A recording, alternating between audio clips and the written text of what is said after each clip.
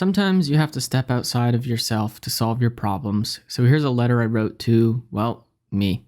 Dear Iman, I would love to have an explanation on why you are now going for these massive trades instead of sticking with the style of trading that gives you an edge. You have moved away from what you're good at, and now you're trading the same way you became addicted to scratch tickets, you degenerate gambler. You're chasing the rush of a big win, even though they are very unlikely to happen. Low-risk, high-reward trades might work for others, but they will destroy you, as demonstrated by your recent performance. Today's price action was so good for super scalping, yet you hit the max loss of minus 30 points because every trade was going for a low or high of day break. You have now hit the max loss 5 of the last 7 trading days because you're chasing the feeling you get from hitting huge winners. You have moved away from common denominators and have chosen a scratch ticket approach. Instead of trading smaller movements with a style that works for all price action, you are trading big reversals which are rare, unlikely to consistently catch, and only happen on certain days. This is why you are doing so bad right now. Instead of being content with getting 15 points per day, which is $300 on one NQ contract, you're throwing it all away, losing 8 times just to try and catch a 30 or 40 pointer. Since when was that super scalping? Since when was that the system that had you winning 15 out of 20 trading days? Addiction runs deep in your blood, but you've overcome it more than once, on more than one thing. It never goes away, you just learn to manage it. Just like what you do for that, this is what you have to do with trading. Rather than chasing the high of a 40-point trade because it feels good, let's take 5 trades on the way up. Maybe it will only make 5 or 10 points, but at least that's an approach that you proved can work every day. For you individually, it's the consistent way to do it.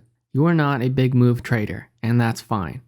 So, no more trades over 15 points, give or take 5. But I honestly hope that anytime you do go for a 16-pointer, it goes up to 14 points and then reverses to your stop loss. Every day is a battle to do what's right rather than what feels good. Anyways, listen to what V. Miller said about someone else said that you should start saying. Hey, what do you say? Say something. Predicting is like gambling. Follow the price action and act after. Thank you, V. Miller. Relapse might happen, and if it does, you will have this video to go back to. I'm angry and disappointed at you, but at least this is the first step. You started gambling instead of super scalping, and the worst part is that it worked for a bit. The day you made the most amount of money is the exact way you should not be trading, which sounds funny, but it's true.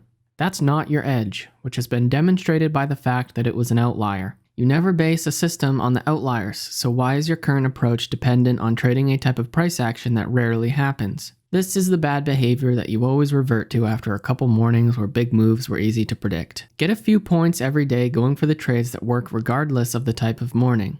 Your reward might be capped a little bit, but consistency will always outperform booms and busts.